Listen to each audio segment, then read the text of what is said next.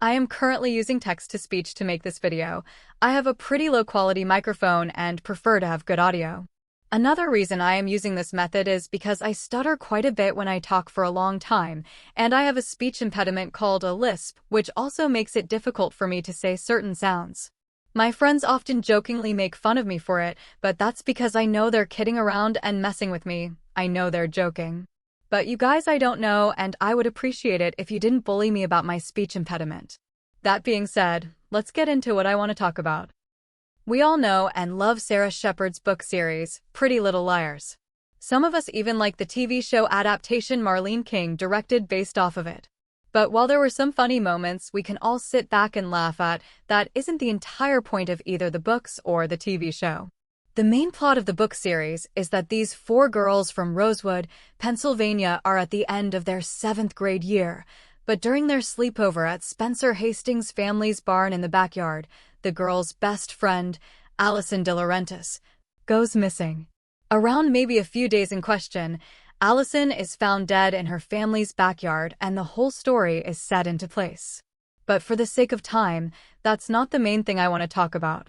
What I want to talk about is the idea of parental hypocrisy and manipulation, a theme that was so relevant, Marlene King decided to use from Sara Shepard and put into her TV show. The very first example that was ever described is with Emily's mom, Kathleen Fields, in the books series. And in the books, Kathleen is strongly implied to be both racist and homophobic, and heavily neglectful towards Emily, who, might I say, is the youngest of 4 children, those other 3 being Jake, Beth, and Carolyn. Now I know what you might be thinking. How is it implied strongly that Kathleen Fields is racist? Well, that comes from this quote from book 1 in the entire series. Her mom sighed. There are so many cultural differences with her, and I don't understand what you and Maya have in common anyway. Who knows what they could be into? Wait, what? Emily stared at her mother. Maya's family? As far as Emily knew, Maya's father was a civic engineer and her mom worked as a nurse practitioner. Her brother was a senior at Rosewood and a tennis prodigy.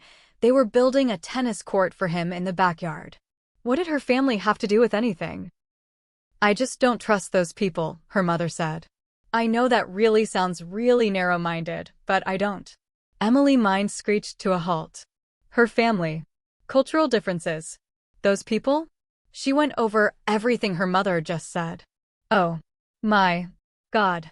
Mrs. Fields wasn't upset because she thought Maya was gay. She was upset because Maya her family were black. Pretty Little Liars, Sara Shepard, page 171. Yeah. That wasn't a quick catch the first time reading it, but I certainly caught it when I reread over the page. And if that's not heavily implied racism, then I don't know what is. Sara Shepard, you were sneaky, but also, nice turn of events. Oh yeah, the idea that Emily thought her mom was upset because she thought Maya was gay?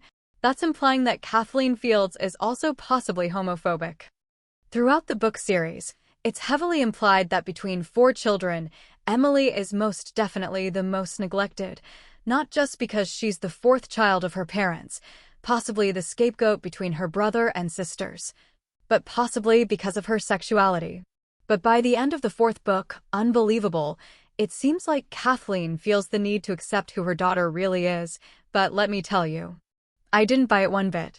Because once a character is introduced to you one way, it's hard for the author to change their mind about them. At least for me it is.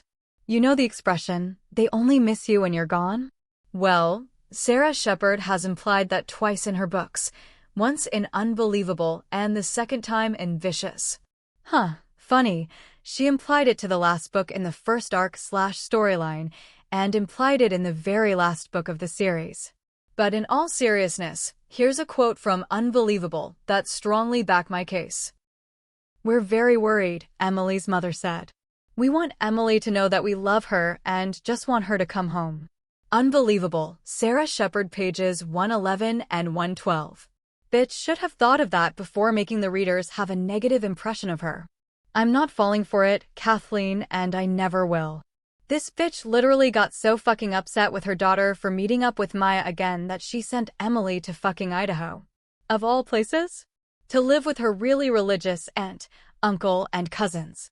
Sara, I love your books, but you can't make a character one way and then expect to change people's minds. Anyways, the same thing happens in Vicious, the last book in the series. Where I'd like to say this, Kathleen's behavior in Vicious is pure textbook gaslighting behavior. As a summary, Vicious ties of loose ends by Emily faking her own suicide to go and find Allison, the real one, on her own, while Spencer, Arya, and Hannah face their own problems. But that's not the point I want to share. No.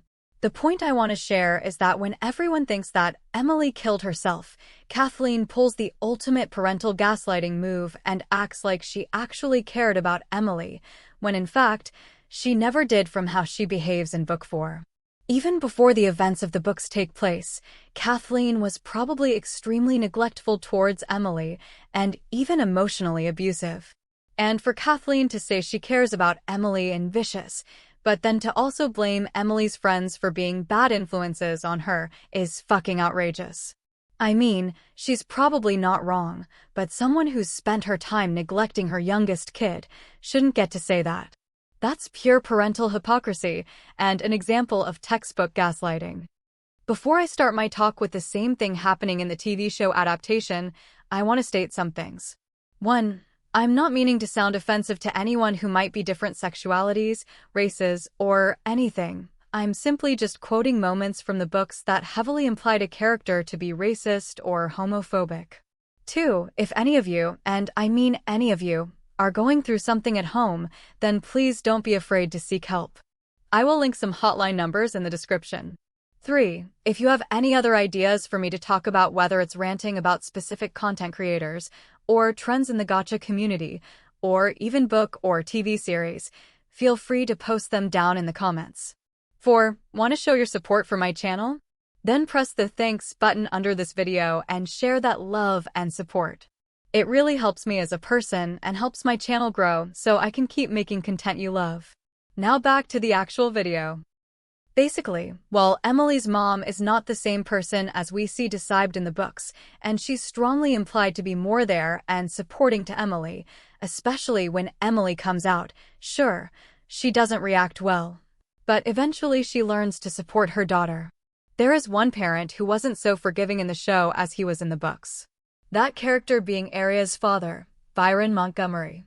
In the books, Byron was having an affair with one of his students, Meredith. In the show, he does the same thing, but in both the books and the show, Arya also falls in love with her English teacher, Ezra Fitz. But only in the show does this relationship actually continue. When Arya finally has the guts to confess to her parents, Byron and Ella, about hers and Ezra's relationship, and while Ella is speechless, perfectly understandable considering that she just found out her daughter was dating her teacher, Byron reacts with pure hypocrisy, and even Arya calls him out on it in a later episode. Yeah, but why does he of all people get to decide that? Arya Montgomery, Pretty Little Liars. Byron's hypocrisy is extremely well placed here because he not only cheated on his wife, but he cheated on her with his college student, and he gets mad at his daughter for essentially doing the same thing. Now, I'm not condoning Arya's relationship with her teacher in any way, but I'm not saying I don't ship it just a little bit. Yeah, go ahead and rage at me. I really don't fucking care. But Byron should not have reacted in the way he did, and the fact that even Arya knows that her dad is being hypocritical means that she's even aware that a reaction like that is parental hypocrisy at its finest. Hell, even Ella's reaction wasn't as bad as Byron's was. Then again, Ella was just in shock when she found out that her daughter was dating a teacher. In the books, Byron is flawed, sure. He still cheated on his wife, but he's not out here getting mad at his daughter for doing the exact same thing essentially. Although in the books, it was more Arya who was a hypocrite because she was mad at her dad was with his student after he and Ella split up, even though she did the exact same thing with Ezra, who was actually more of a creep in the books than in the show. Somehow. If someone could explain that logic in the comments, feel free. I'm legit confused by that. I'm not even kidding when I say this. But the behaviors from both the book adaptation of Emily's mom, Kathleen, and the TV show adaptation of Arya's dad, Byron, make me want to fucking punch them in the face. But sadly, the point being that shit like this can happen with parents is heartbreakingly accurate. Anyways, that is it for AwesomeWolf70 Talks. And I will hopefully see you in my next video. See y'all next time, awesome tech.